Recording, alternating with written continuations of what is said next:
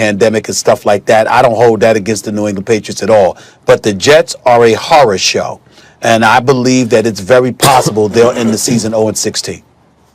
Well, on the one hand, I think there's huge pressure on the Patriots, right? Could you imagine if Bill Belichick loses Tom Brady and then loses to the Jets? It's a new AFC. Like, just as Tom Brady's finding out he ain't in the AFC East anymore, Bill Belichick's also finding out this is a new AFC East. Even were Tom Brady's still there, there's much better competition, unfortunately, not from the Jets at all. But could you imagine if you lost to this team? That's real pressure. On the other hand, Stephen A., if the Patriots somehow do wind up with it like a 2-win season or just like to hell with it, what if they wound up with Justin Fields? We got one more question, guys. Yeah, that is a good point. From the Naval Base in San Diego. Take a listen. Good morning, ESPN First Take. I'm MM2 Bruno, and I hail from Brooklyn, New York. I have a question for you, Stephen A. Smith.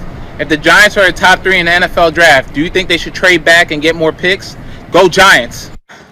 Yeah, go Giants. Okay, BK.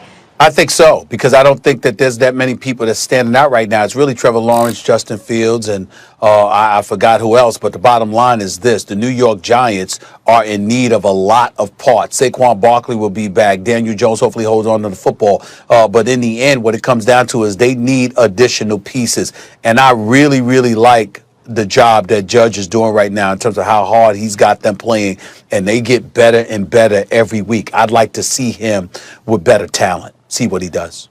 Yeah. Danny Dimes is showing that he has the chance one day to be an above-average quarterback.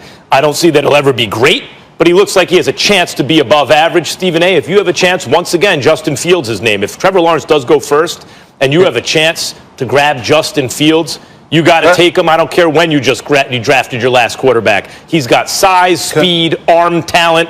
He's the whole package. And if you have a chance to grab him, you should. Can I ask both of you Giants fans questions, please? Sure. Based on what you both have said about Daniel Jones, why is he Danny Dimes? He hasn't earned that nickname. Danny No Dimes? Danny Picks? How about Daniel Jones? That name is boring enough. Let him stick with that until he earns a nickname. Molly's always trying to give everyone nicknames ahead of time, right? I don't give anybody nicknames. Jimmy G. Whatever, guys. I just repeat what the people say. Southern Steve is the only nickname I came up with. And now I'm going to have Hollywood Steve pretty soon. So that's all I got for you. Right?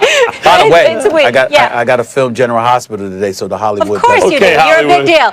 All right. Thanks for watching First Take today. As a part of our coverage, salute to service. I send it out to First Mate Alberta Cora. By the way, Max, 70 degrees, sunny, just really nice out here. Hi, Ryan. Hi, Stephen A.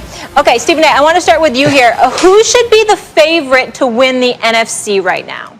Well, listen, I know everybody's going to say the Saints, but for me, it's the Tampa Bay Buccaneers still, because regardless of them getting romped and stomped the way that they did last night with Brady looking like straight garbage and Bruce Arians, Byron Leftwich, and Todd Bowles not really looking much better, the reality is that I expect the Tampa Bay Buccaneers to look significantly better, particularly as Antonio Brown gets up in the mix.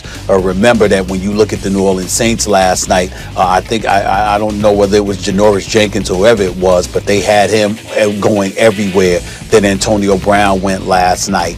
And then Marcus Lattimore, obviously not him and Mike Evans having somewhat of a truculent relationship. If you listen to the reports, they had him following Mike Evans around everywhere. Mike Evans just had about 4 receptions for about 64 yards, and clearly he didn't seem like himself. This is a guy that didn't perform against the Saints in the opener as well. You got to anticipate that those things won't continue to happen. I'm looking at Chris Godwin, who obviously can ball, but in the same breath, he was somebody that they dared to do something. Maybe it was a splintered finger or whatever the case may be, but they didn't seem to be fearful of him.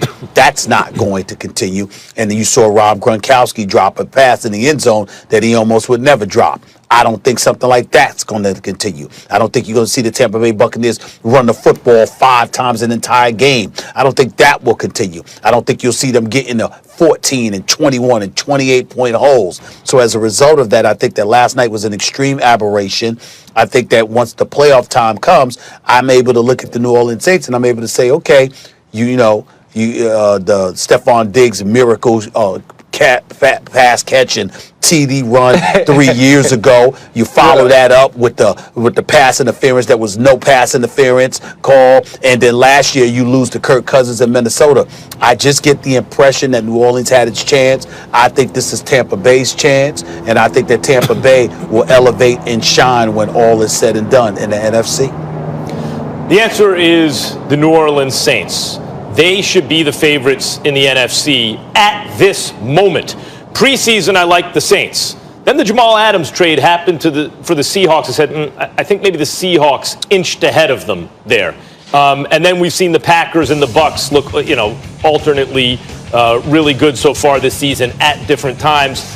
The Bucks, you make a good case, Stephen A. Like they got a lot of stuff, and they got Antonio Brown, and you expect sometimes to take one step back before you take two forward when you're integrating a giant new piece on the offense. But teams change over time. Let's see what happens when Jamal Adams gets back fully healthy and integrated onto the defense, right? When Bakhtiari comes back to help out Aaron Rodgers in pass protection.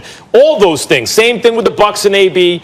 Same thing with the Saints, with Michael Thomas and Emmanuel Sanders back. The difference is the Saints, when you look on paper preseason, had the continuity, the quarterback.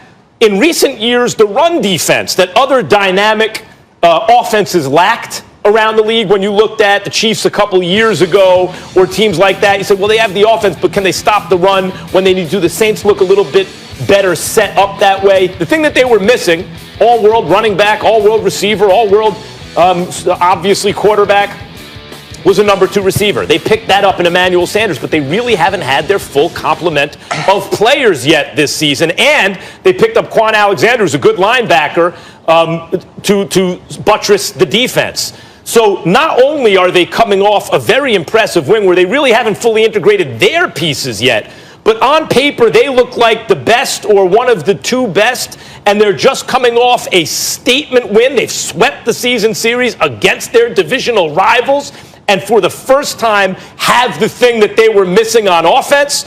When you look at it, considering how they're playing and what they have, I'd have to say at this moment, the Saints are the favorite in the NFC.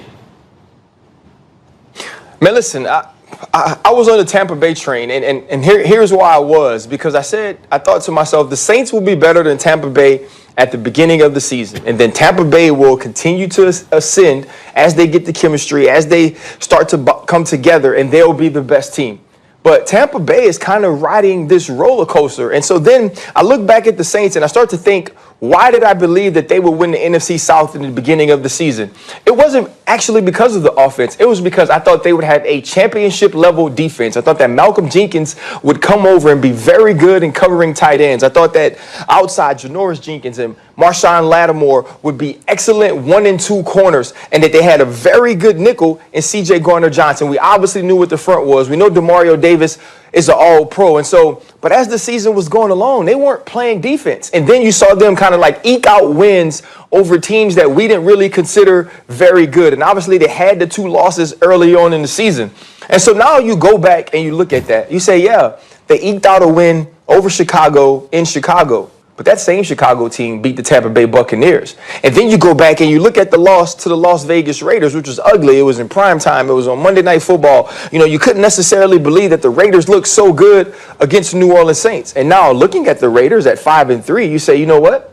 That's not a bad loss. And then Aaron Rodgers is cooking and they get beat 37-30. And you say, well, Aaron Rodgers is one of the top teams. And so I look at the NFC and I think to myself, the 2 best teams, when you look on paper and when you see what the season has gone, you would think that they probably are the Tampa Bay Buccaneers and the New Orleans Saints. And when I look at those two teams, one thing stands out. They've played 2 times and the New Orleans Saints have won both times. And honestly, the first game was actually closer in score than it was on the field.